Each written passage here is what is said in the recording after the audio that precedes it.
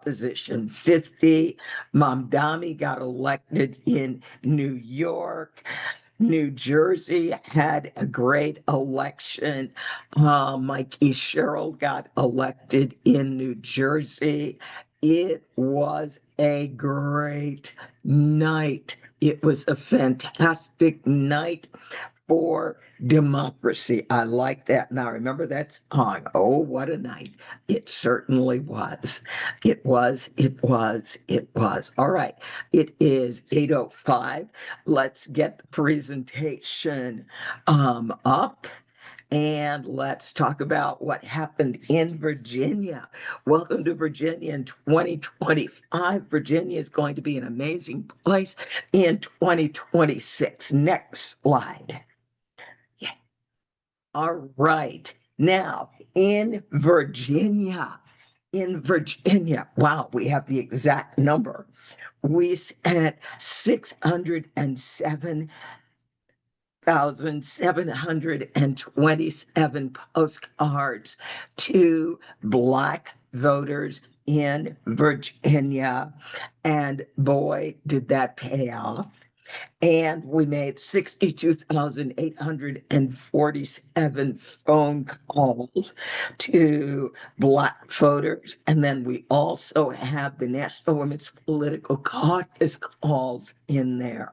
So a huge thanks to all of the people and the organizations that helped us write those postcards. You are just way too many to mention, but our UU friends, our United Church of Christ friends, our Workers Circle friends, and then the National Council of Negro Women, the Delta's Indivisible Sister Districts, our buddies at the union.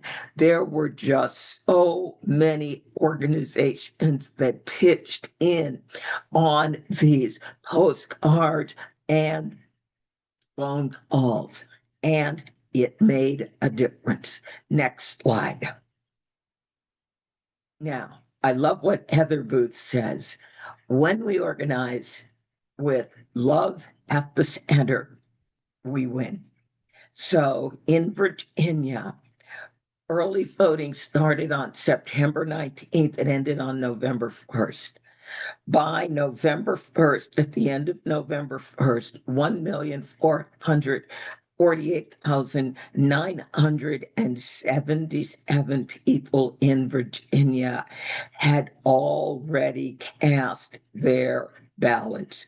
That is roughly 280,000 more voters than voted in during early voting in 2021. Now, in playing with my AI tool, it appeared that between 58 and 59% of the early vote was trending Democratic. So I look at where is this going? All right, next slide.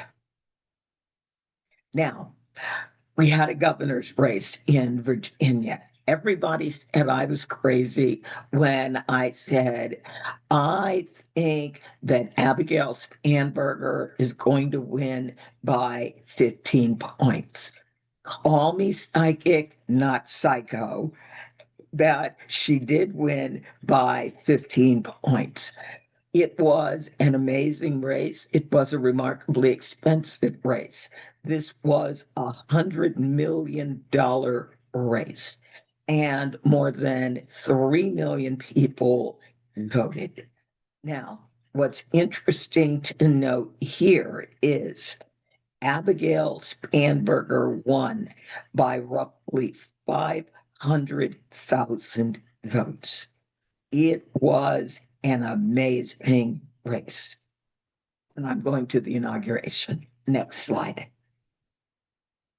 Lieutenant Governor. Now, one more thing. Abigail Spanberger will go down in history as Virginia's first woman governor.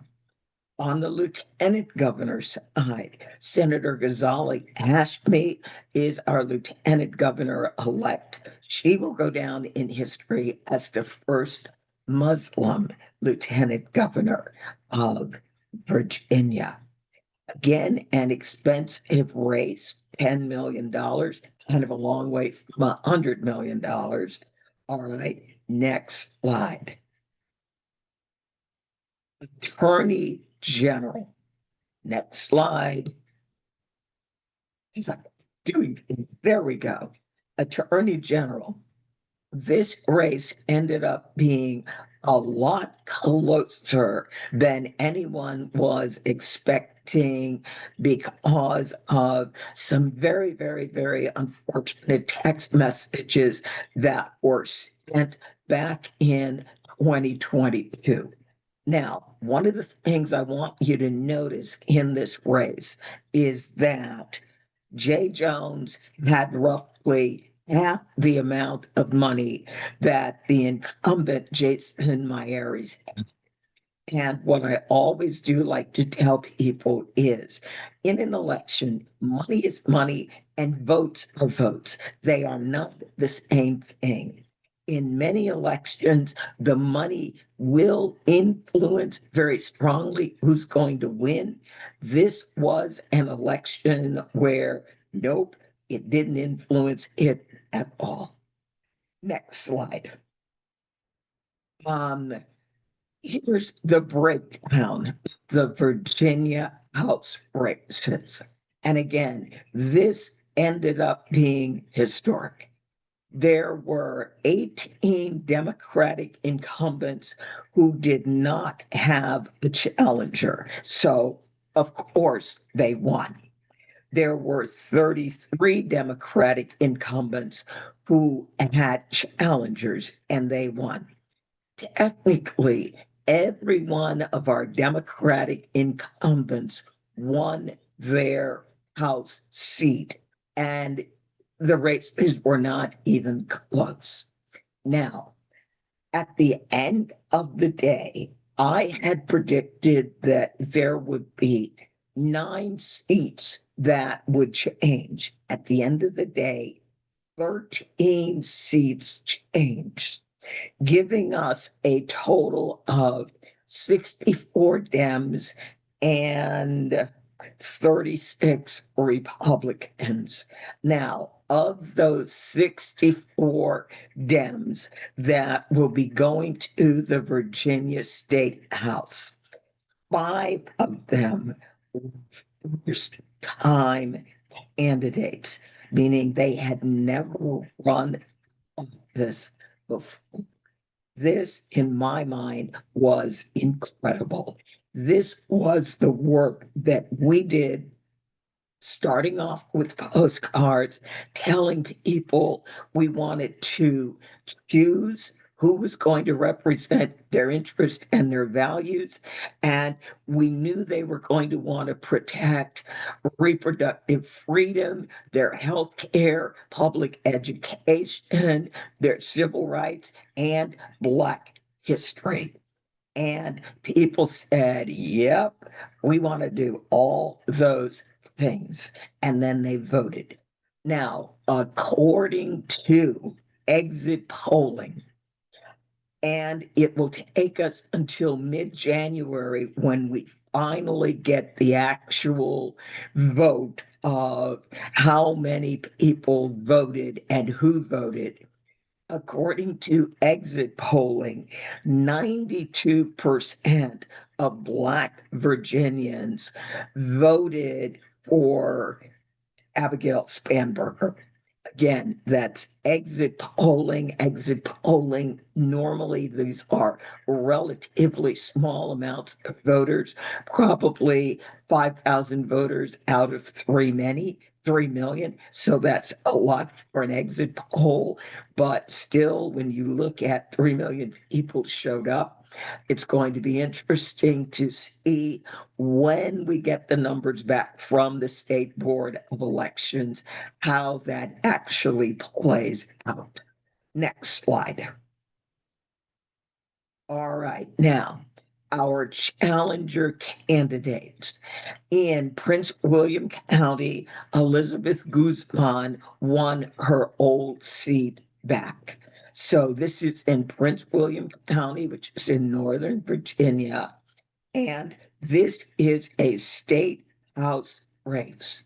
This race was almost $5 million. Next slide. In Loudoun County, this race was a $4 million race. And a first time candidate, John Chilton McAuliffe, no relation to the former governor, just similar last name, spelled different, similar name. A first time candidate won that House district. Next slide.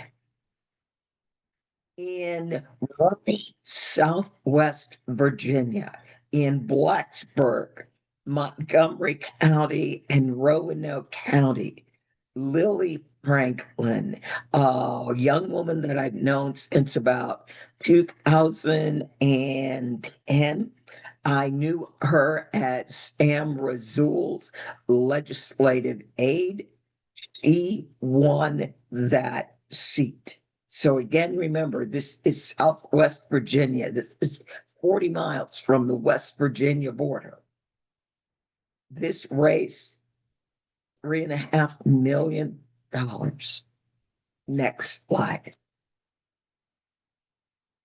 House District 57 Henrico County, Central Virginia, suburb of the city of Richmond. Another first time candidate, May Navarre, won over David Owen. Now, David Owen had only been in the seat for one term. But again, we are looking at another very, very, very expensive race. Another race that's basically $3.7 million. Next slide. All right. Now, this is literally at the southern end of Northern Virginia. House District 64 is in Stafford. That is Stacey Annie Carroll, a first time candidate. And what I loved about all these first time candidates is they were out knocking on doors. These candidates were everywhere. So when I look at this race, yeah, this was another very, very, very expensive race. Not quite $3 million, but getting close. Next slide. This is my district. This is home. I had dinner tonight with the young man who came here and stayed with us, who was working on the coordinated campaign. Spotsylvania. This race is also historic.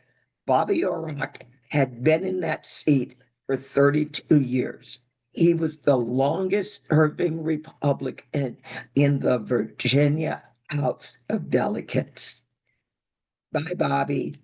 Guess I won't be running into you at the polls anymore. So, congratulations, Nicole. She joined us at the polls. I was at the polls on election day. And one of the really fun things, I'd never seen it before, that they did at the polls was they had life-size cutouts of the candidates. And people stopped and posed and got their pictures taken with the candidates. It was really, really, really, really cool. And Nicole is a lovely, lovely lady. So, House District 66. Next slide. All right. I didn't even see this race coming. This race is in York County, It's in a number of places. It's on the Virginia Upper Peninsula. This is a place where normally Democratic candidates don't run, let alone win. But congratulations to Dr. Mark Downey, who won House District 69. As I said, this race wasn't even on my radar. So again, we're looking at basically a $2.3 million race. Next slide. Now, um, House District 71, Jessica Anderson had run for this seat before, and it had been a very, very, very good run. Well, this year she actually took that seat in a $5 million, no, it's not quite 5 million, 2.8 million and 1.1. Okay, so it's $3.9 million race, almost $4 million. This is in Williamsburg and James City. If you ever come to Virginia and you go to Williamsburg, Colonial Williamsburg is for adults, and then they have all the big water parks. Those are for the kids and the young at heart. Next slide. Hey, we won 13 seats. It's going to take me a minute. I'm not sure where the other part of this went, but what I love about VPAP is they make sure you know who won the race. Now, some of you may remember in 2024 making calls for Leslie Maida because she was running for Congress in CD1. Well, she decided in 2025 she was going to run in the House District. And I am delighted to say, and Leslie is a lovely, lovely lady, that she won. So again, we're looking at another $3 million House race. This race is in Chesterfield, my old county. Next slide. Another Chesterfield race, and this would be in my old district in Chesterfield, House District 75. Now, Ari Coiner. Ari Coiner was the Republican delegate who received the text message from Jay Jones. There was a major backlash against Ari Coiner, which turned into a fundraising windfall for Lindsay Dougherty. So this race, $5 million state house race in Chesterfield, Illinois. So at this point, Chesterfield, Illinois, Chesterfield, Virginia, Illinois, Chesterfield, Virginia has only Democratic House seats. Henrico County, with May Navarre's win, has only Democratic seats. Remember that. There's going to be a test. No, there's not going to be a test. It's going to be important when I start talking about 2026. Next slide. House District 82. Those of you who were with us in 2023 may remember this as the Battle of the Kimberleys, Kimberly Pope Adams and Kim Taylor. Well, at the end of 2023, Kimberly Pope Adams lost the race by 83 votes. Well, she came roaring back in 2025, and she is the winner. And we've got another $5 million race. In 2023, this was a $6 million race.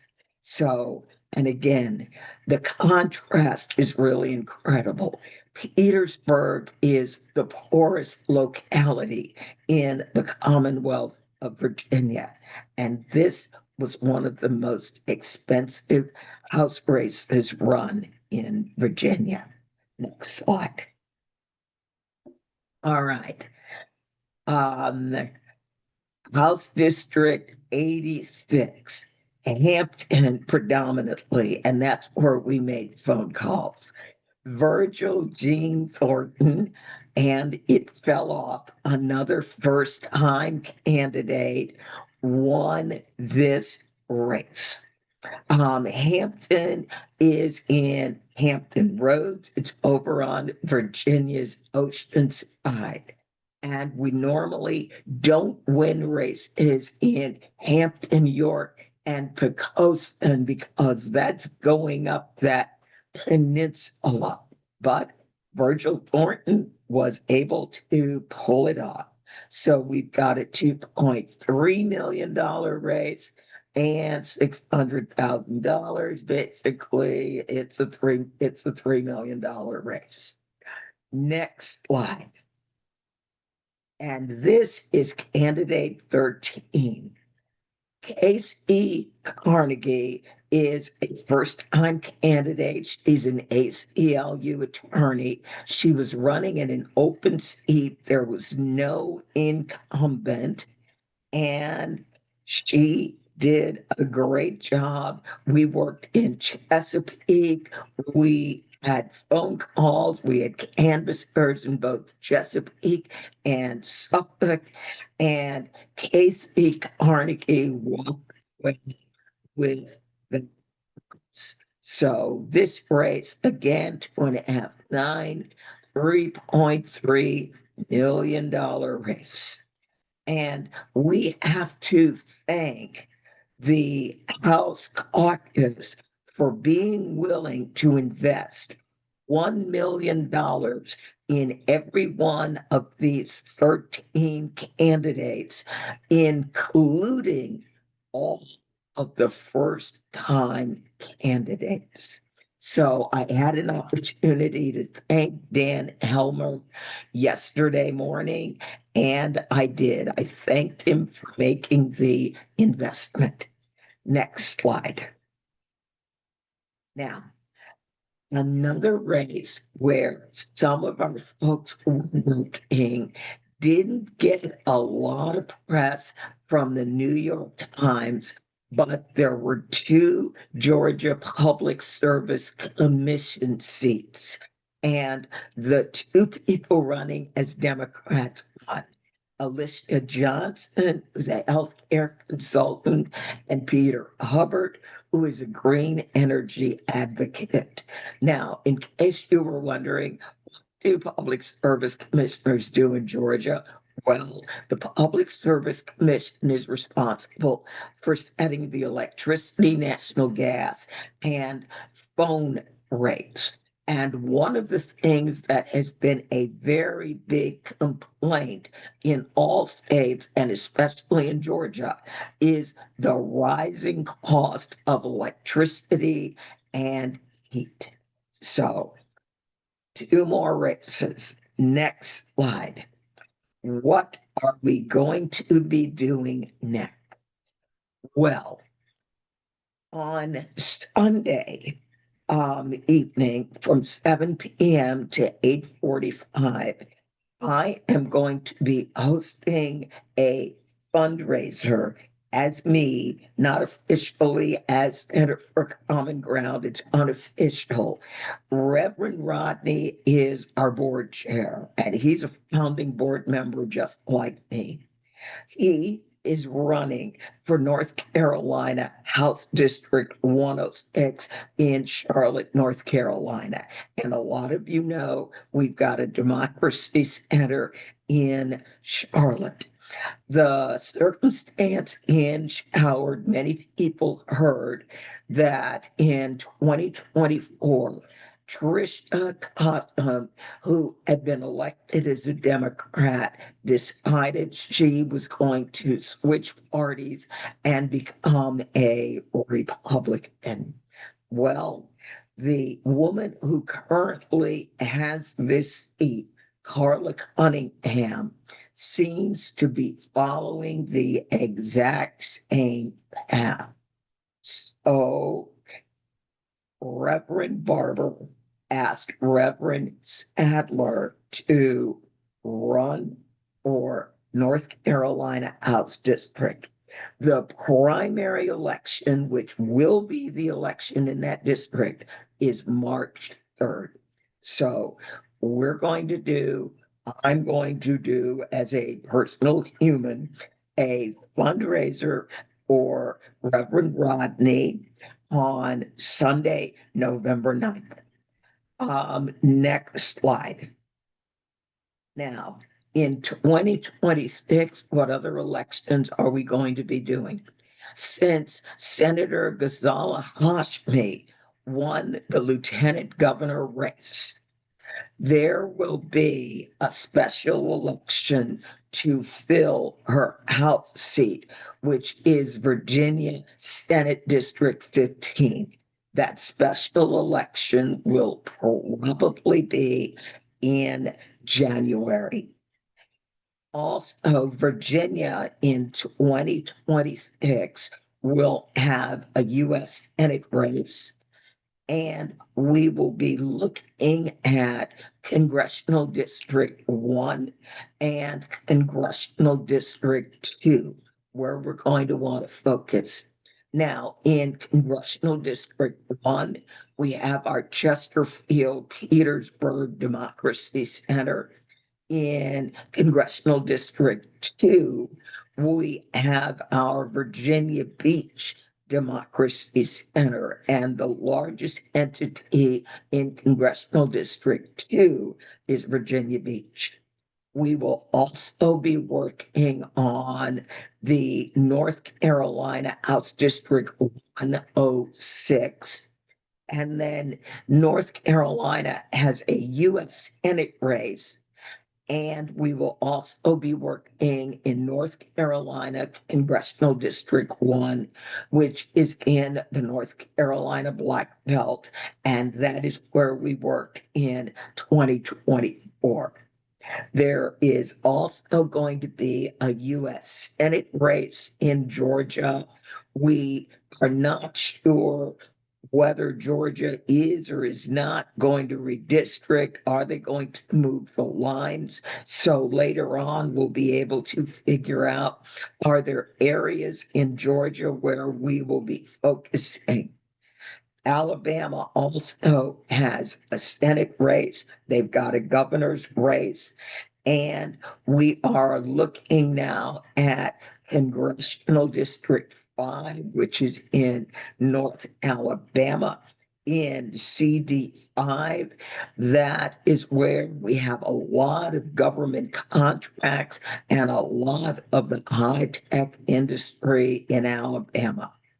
And we will be looking at the Senate race in Texas. So that's what happened in Virginia in 2025. And this is what we are looking at in 2026. Is there another slide or is that it? Oh, that's it. All right. I will be thrilled to entertain questions. Doesn't look like we have many. There was one just like a general question about, well, you kind of answered it about raising money, how these candidates raise so much money for state level races. I know you mentioned the donations, but is there more you could say to that? Yes. We in March, the House Democratic Caucus gave us a list of 14 races. There were 3 races that were incumbents where they were going to focus on those races. And then there were 11 other races that would be challenger seats. And they came in early with money, and they also upped the money. So we have number one, never seen so many television commercials ever. We also had the Democratic Party kick in $100,000 minimum to each of these candidates. A couple of candidates got more. Labor unions kicked in money. Clean Virginia, which always funds candidates that support clean energy and don't take money from Dominion. Clean energy came, Clean Virginia came in for a number of these candidates. Sonia Smith came in with nearly $100,000 for each of these challenger candidates. So it was a huge fundraising year. All right, a bunch of questions just came in, Andrea. Let's see. Joanne's got her hand up. All right, Joanne, let me see if you can unmute yourself. 1 second. Let me just change the settings. Yeah. Just unmute Joanne. All right, Joanne, go ahead. You can unmute yourself now.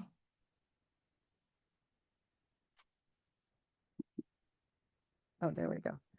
Hey, Joanne. Hi there, Andrea. What an event. That's so exciting. Woohoo! And we've, my group, Local Majority, that writes papers for the state ledge candidates and stuff, we've worked in Virginia since 2016, and we've had one great race in that time period, and now we've had an even better one. It's so exciting.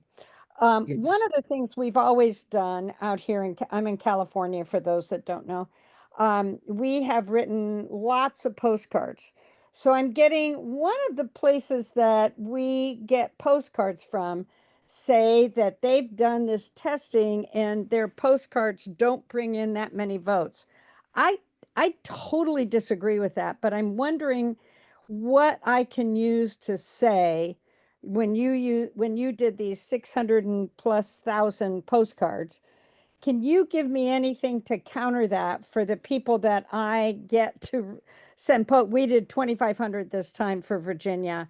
And, we love to write postcards. We wrote for others as well.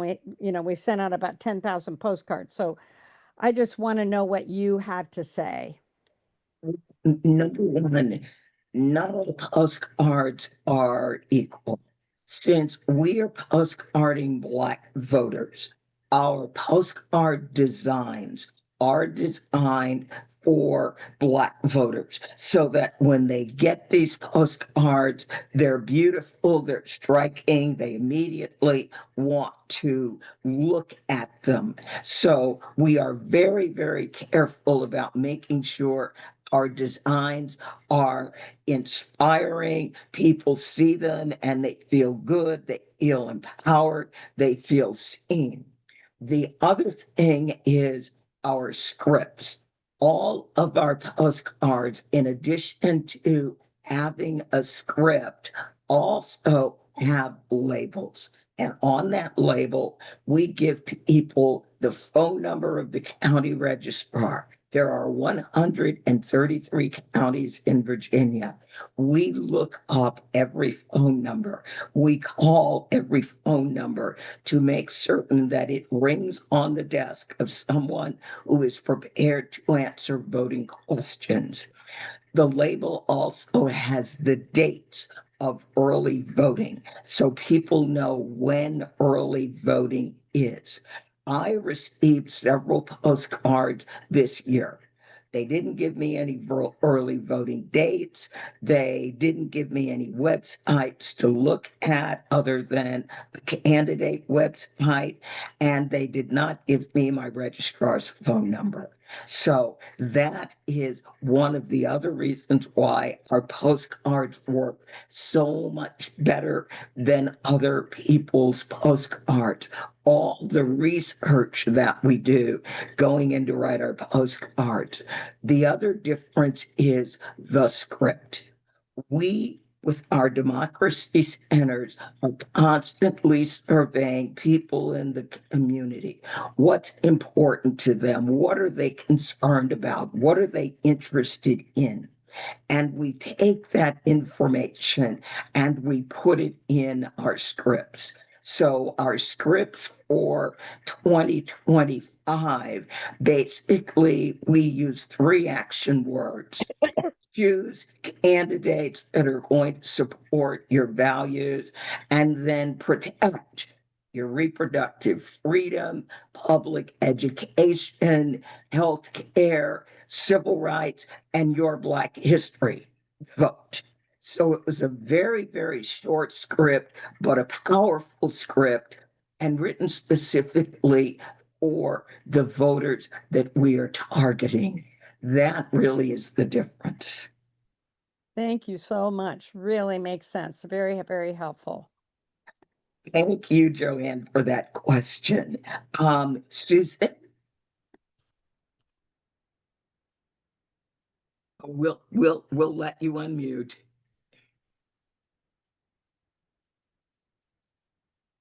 There we go. You can unmute now, Great. Susan. There you are. Yeah, great. Yes. Thank you.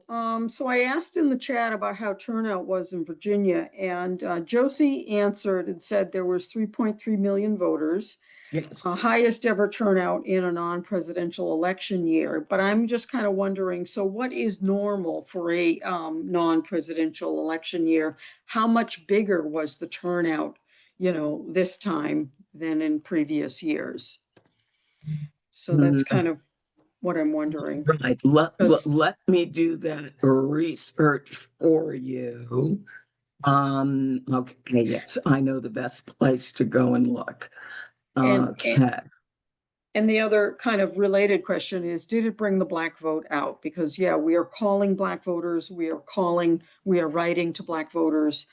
Did they respond, or is that something you won't know until January? We know that during the early voting statewide, the Black voter turnout was approximately 12.5% to 13%. The Black vote in Virginia is 14%. So we did very, very well with Black turnout in a non-presidential year. Okay, thank you. You are very, very, very, very welcome. All right, let me look at November 2024. All right, November 2024. Andrea, while you're looking, are you also able to see the age breakdown, or is that not available yet? I have the breakdown of everything in the world for early voting. We will not get the breakdowns for election day voting until January. Ballots and still come in up until tomorrow.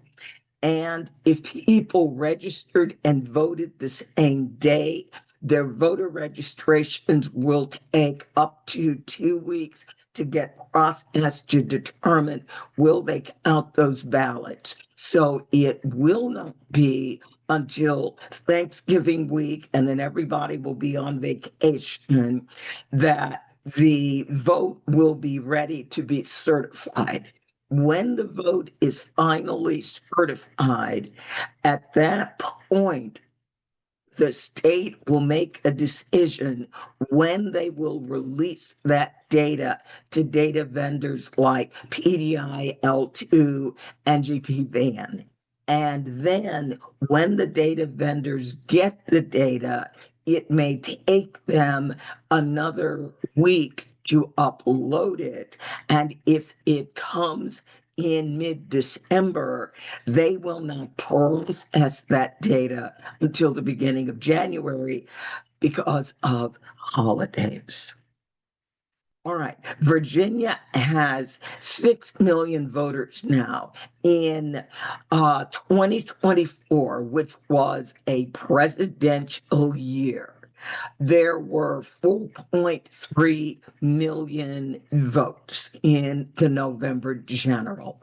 Let me look at, I'm going to have to go way back to try to get, well, let me look at November 2023.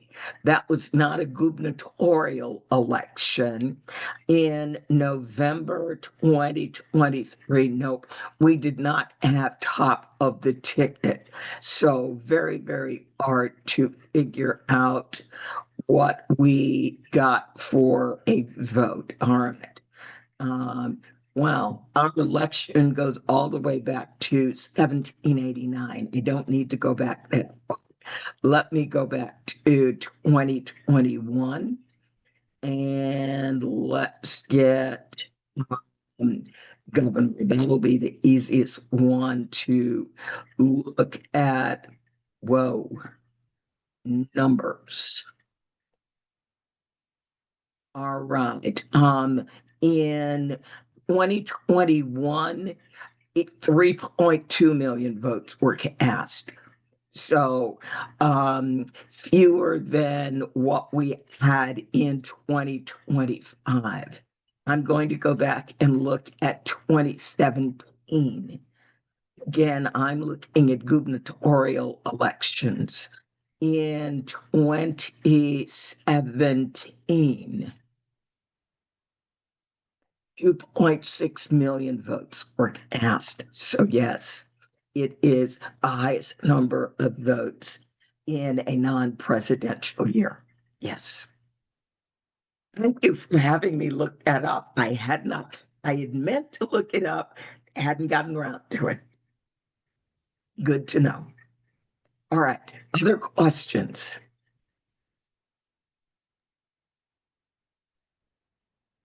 Melissa. Yes, this is so interesting.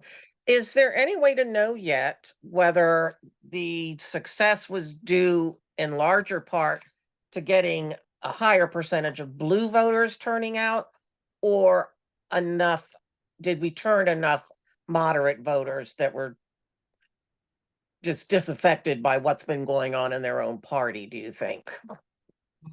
Okay, let me go and get L2. And again, this will purely be early voting data.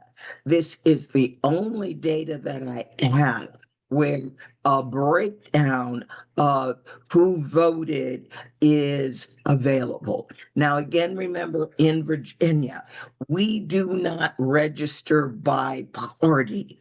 So anything that we look at that has party on it, the tool has reckoned what the party is, meaning it is looking at census data and then taking a very educated guess based on 144 pieces of data.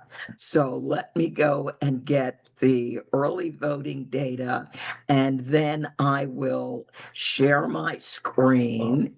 All right, there's that. And let me do share. It's really painful when I am waiting for that to open up.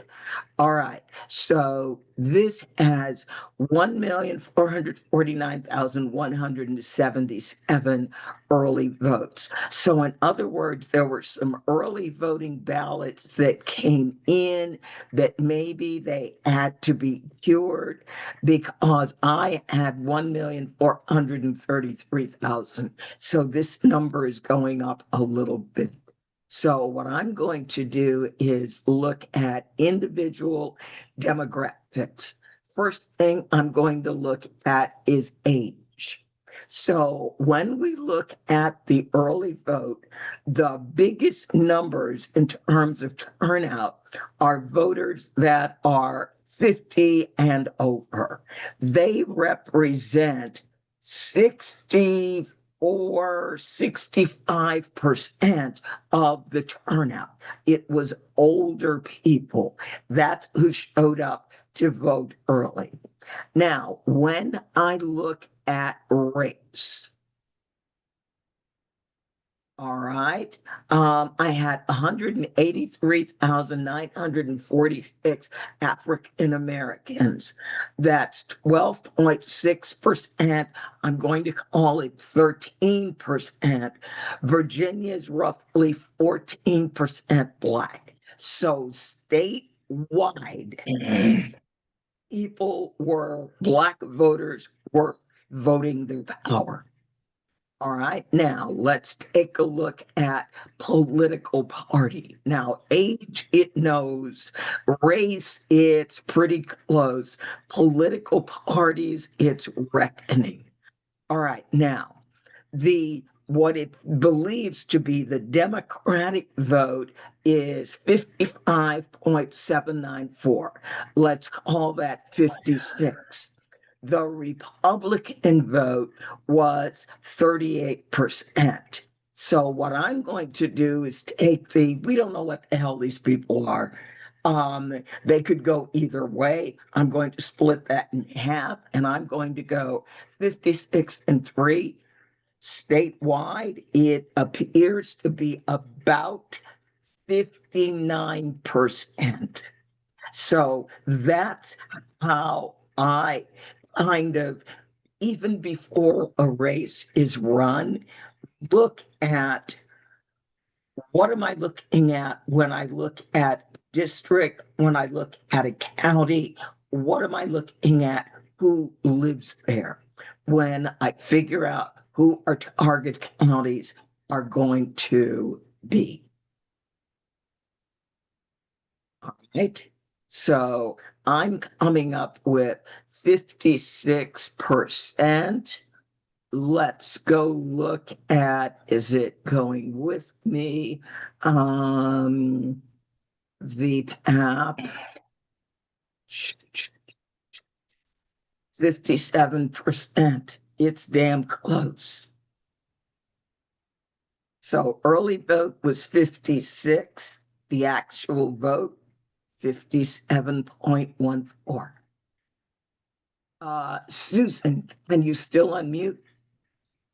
Yes, I can. And I had a question about the whether or not there were any goons, I guess I will say, posted at the polls to intimidate people. I don't recall if the FBI, if the government said they were sending people to Virginia. I know they sent them to California, but anyway, what was that like for voters to show up, and were there people that looked intimidating around the polls? Now, I was in a relatively rural district, which is what Caroline County is. And there were no such things in our district. Actually, at our table, there were 5 people at the Democratic table. There were 2 people at the Republican table. They wouldn't get up and go talk to voters unless voters stood at the table and called them over. Our folks were literally out in the road as voters walked. Melissa, you're in Virginia, in Mecklenburg. Did you see anything in Mecklenburg? I didn't, but we had more inside Democratic poll watchers than we have ever had. And we have some anecdotal evidence that there was actually more civil discussion between the two parties, both at the tables outside and even some persuasive discussions inside. So it was interesting. That's why I'm wondering if it can translate at some point into more sane votes. We did not have any kerfuffles that have been reported down here, but we did have, like I said, many more Democratic poll watchers than we've ever had. Thank you. Janice, I've asked you to unmute. Janice Gay was going around to the Black precincts in Hampton Roads. So Janice, did you see anything? No, it was a lot of engaged with conversation, but no persuasion. No one that was there. Intimidation. Yeah, No no persuasion or intimidation. intimidation. Nope. Okay. A lot of conversation, but none of the other things mentioned. I like it. You like it. Thank you for the question. Yes. All right. Any other questions? New questions? And as you've noticed, you can't stop smiling.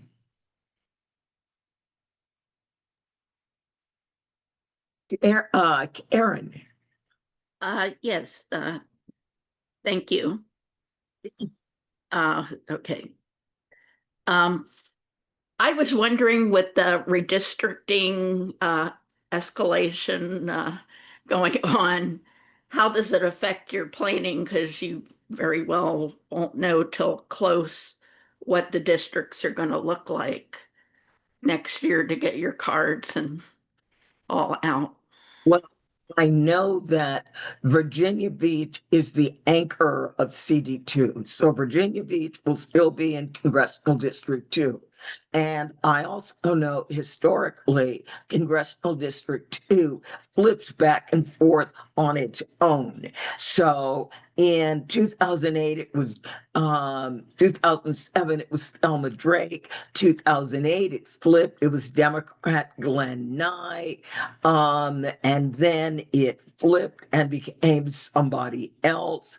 And then it flipped and became Elaine Luria. And then it flipped and became Jen Kiggins. So it will probably flip again, even if they don't redistrict in 2026. What they will probably do is CD2 used to be Virginia Beach and Norfolk. They will probably try to draw parts of Norfolk or Chesapeake in with, well, Chesapeake is already in CD2. They will probably try to draw part of Norfolk in CD2. In CD1, because Chesterfield and Enrico are now completely Democratic in terms of state house districts, they will probably try to stick the red districts somewhere else. They will probably try to move Hanover and some of the other districts into other districts and make them, in their minds, like unwinnable for Democrats. So since we now have the Attorney General who will not sue to stop redistricting, it will be interesting to see how they redraw the lines. They will probably take voters out of CD3 and 4, which are the majority minority Black districts, and try to move some of those voters into CD1 and 2. And they will probably try to take some of the redder areas out of CD1 and 2 and move those into CD5, which is probably the only place they can put it, or maybe even CD4. So we don't know, but as I said, I do know the big anchor districts will remain. Thank you. You are very welcome. I am loving these incredibly brilliant and thoughtful questions. Dee. Carrie and I have the same question, which we just wanted to write down, didn't get it because there's been so much information coming so rapidly. I think you gave I know you said the population in Virginia as a state is roughly 14% African American, but I think you also gave us a figure for Black turnout in early voting, but I didn't get that percentage down. That percentage Black voter turnout in early voting is 13%. Wow. So it's actually close to the state. That's what's meaningful, how close it is to the demographics of the state. That's incredible. And is that unusual, that high a turnout? Yes, it is. Yeah. Thank you. That's what I really wanted to know. You're Thank you. very welcome. Yes. Steve. Great to see you again and great work. Do you all think you'll have a role in the redistricting referendum should it come to pass in the first half of next year in Virginia? I'm not sure if they are going to draw the maps, have a master draw the maps. Virginia has done some interesting things. And the last maps that we had no opportunity to vote on them. They're like, here's the maps, deal with it. Okay, we'll talk offline. Thanks.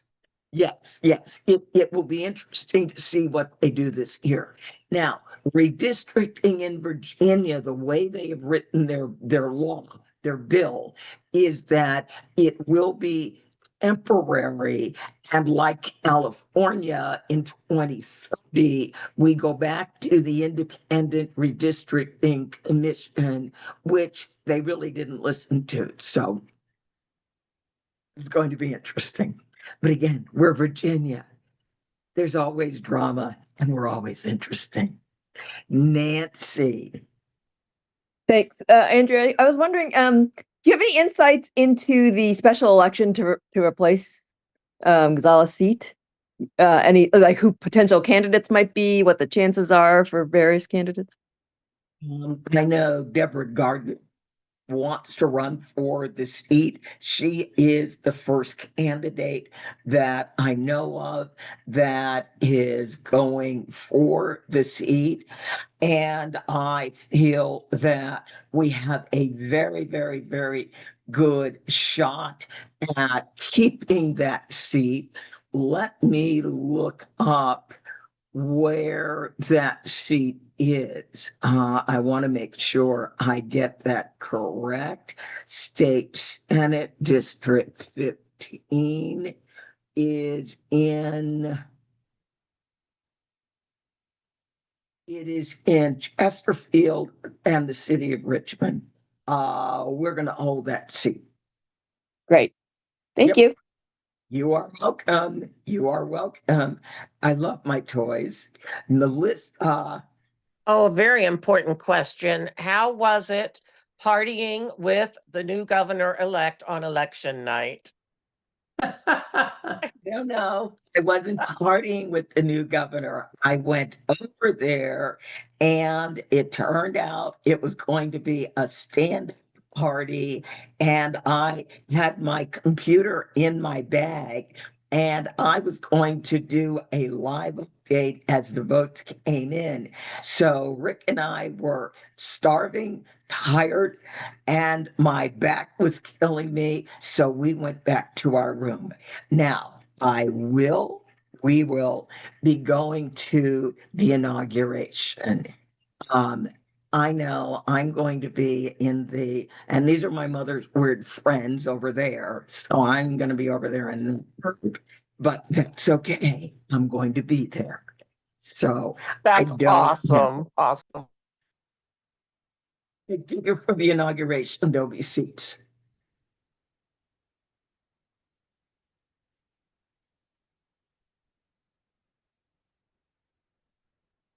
Do we have any other questions? This has been, as I said, we can't stop smiling. It isn't possible.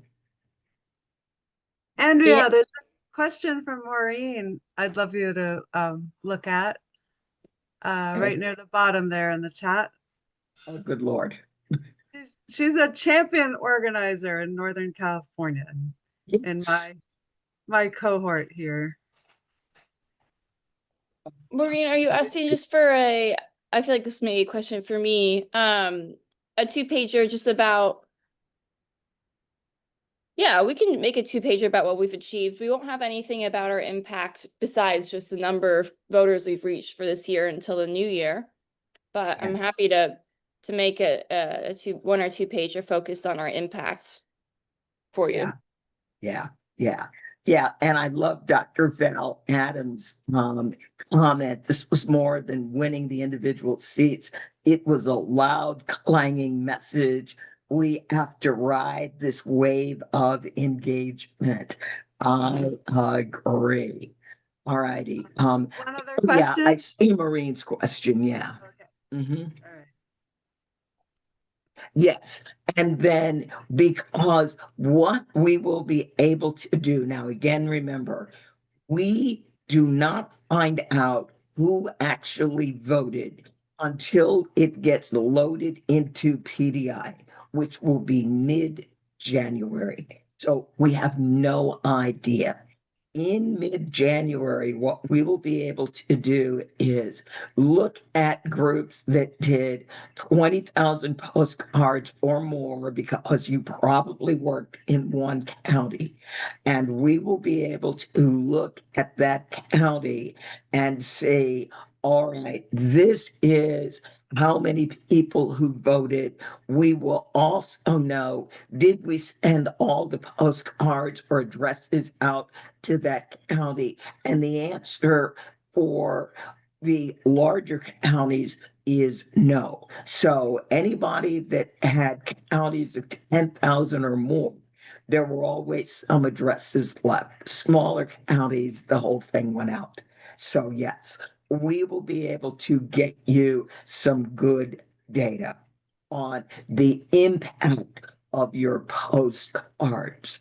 As I said, the exit polling was saying 92% of Black voters voted for Spanberger.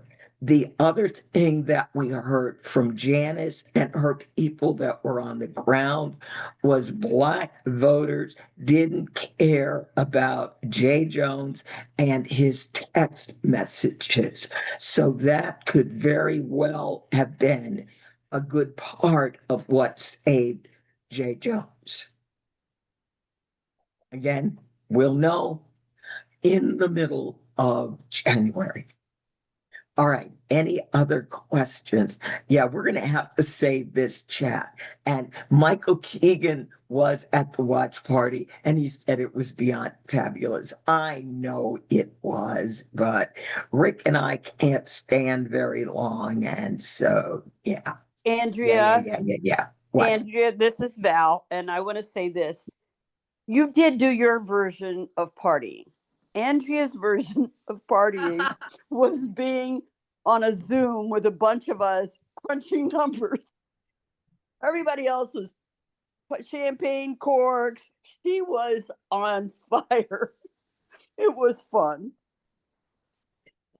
Pretty in different ways. I had fun geeking out with my numbers. Yeah. Yes. Okay. Yes. And this election belongs to everybody. You wrote a postcard. You made a phone call. Every single thing that we did helped.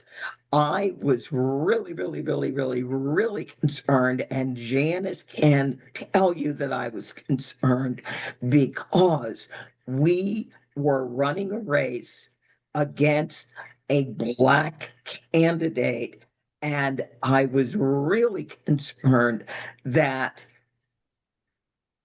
Governor Youngkin would be able to bamboozle the Black voters. He wasn't. They saw through the ruse. And again, maybe he should have picked a better candidate, somebody that was nice instead of the one that he chose, because people just looked at that candidate and said, she's rude, she's loud, she's ignorant. No, we do not want that representing us as anything. No. And then some people said, hell no. Yeah, like I said, Virginia is an interesting place. Oh yeah, sister district and all that. Yeah, how many districts? It's only going to be districts 1 and 2 are going to be the ones they attempt to reconfigure, and they will reconfigure them from District 3 and 4, which are the majority Black districts. So I already know if they redistrict what they're going to try to do. Yeah. And as I said before, I believe we can win CD1 and CD2 even if they don't redistrict. Great. And we will have amazing, amazing reports on what you all did. Now, for those of you who are not in Virginia, you were spared the constant advertising. Again, the candidates who won all had a ton of money, and they spent a lot of it on television advertising. On the Republican side, they basically had two issues: trans bathrooms and J. Jones text. They couldn't run on the economy because, oops, they had screwed that up. They couldn't run on healthcare because, oops, they had screwed that up. They couldn't run on public education because, oops, they were trying to screw that up. So they ended up being left with trans bathrooms and J. Jones text. That was all of their ads. There was nothing else in it. So nothing about the economy, nothing about jobs, trans bathrooms, and J. Jones text. Yes, yes, yes. And I think Governor Youngkin is now going to be finished in politics because, looking into my crystal ball, when it would be time for our Senate race after Mark Warner's race, Abigail's term as governor will be over, and Abigail will be running for Senate. So again, this is me looking into my crystal ball. Hey, I did pretty good. I did pretty good. Yeah. All right. Okay. Yeah. Okay. There are 11 congressional districts in Virginia, and currently 6 are Dems, 5 are Republicans. And so in 2026, there would be an attempt to win 2 congressional districts are on the Battleground Alliance chart, CD1, CD2. And yes, our primaries are open. Yes, yes, yes. And yes, and I see a little note from Karen. We had a number of rural districts that almost won. Let me go to that house, and I'm going to make you put up with my numbers one more time, and then I will let you go and live your lives. All righty. Now, these are all the House districts in Virginia. All the early ones down to 22 are Northern Virginia. Those are all blue, blue, blue, blue. All right. Here's a race right here. House District 34 in Harrisonburg in Rockingham. It's 52 to 47. This race is separated by 1,200, 12,000 by, let's see, right, they're separated by roughly 1,300 votes. I got a call this afternoon. There are 1,200 college student voted the same day provisional ballots. So depending on how many provisional ballots we have, HD 34, Harrisonburg, Rockingham could conceivably end up close enough for a recount. We don't win in this district. This is Northwest Virginia. There are no Black people up there. Nobody I can turn out. All right. Now, another race, we were shocked. House District 40, Joe McNamara and Donna Littlepage. She ended up losing this race by about 3,000 votes. During early voting, they were tied.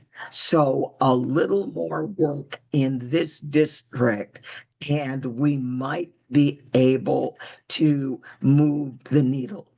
This district is right next door. So it is Roanoke County and it is the city of Blacksburg.